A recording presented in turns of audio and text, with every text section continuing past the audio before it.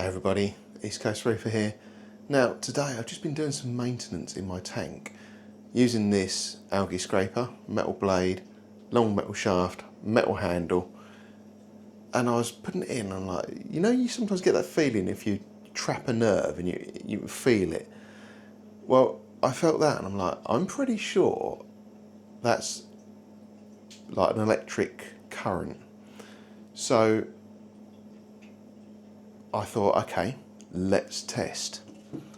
I have here a multimeter. I've set it to AC volts. I will hold on to this one in my hand just so my skin is touching the metal on the end, and then I'll put the metal at the other end in the tank. Now I'll probably swap hands so I can hold it where you can see the screen, because there is definitely something leaking voltage. Can you see that screen?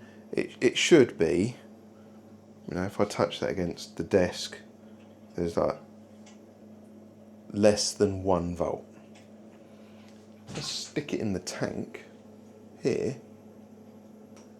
104 volts. So 104 volts AC. That is not good. So what am I going to do? Well, there's only a handful of things it can be. I've got some wave makers, skimmer, return pump, heater. I think that's it. I had an ICP with some nickel in, so that's telling me that maybe something is corroding. Could be a pump, it could be a power head. I didn't notice the nickel in my results until recently, and I've added 2 things recently. One is this second-hand Nero 5 on the back, so nothing against AI, it was a second-hand one. And the other one is a TMC Reflow Nano 2000 2.0. It had some massive name. I did a review on it, said how great it was, so I'm really hoping it's not that. But I'm also kind of hoping it's that, because that's much cheaper to replace than the AI.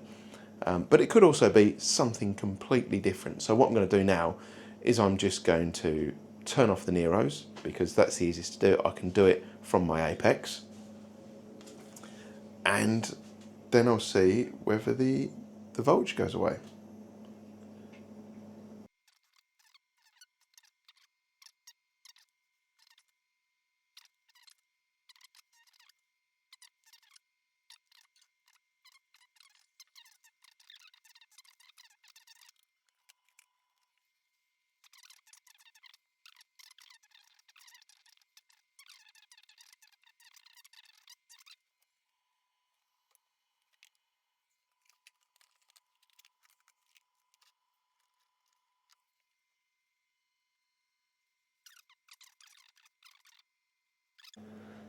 So it's a few days later, after first getting the weird little electrical shock feeling in the tank. It was really weird when I was trying to recreate it. It was really intermittent, and which a lot of electrical faults are. I just couldn't pin it down, and then it just went away, and I didn't know why. A few days later, I look in the tank and I realised that my knockoff AliExpress special UV is not working. So unplugged it. Okay, putting 2 and 2 together now. I've just pulled it off of the tank, and here it is. Now you can see on the, if I can frame it right, come on, there we go. You can see on the bulb here, it's not looking too healthy. And interestingly, when I framed it right, yeah, with my shoes, when I pulled this out, the quartz sleeve insert here was filled with water.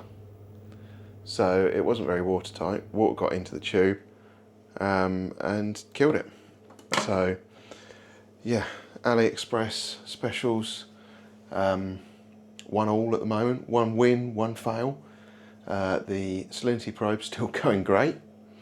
The UV, not so great. Well, hopefully you found that useful.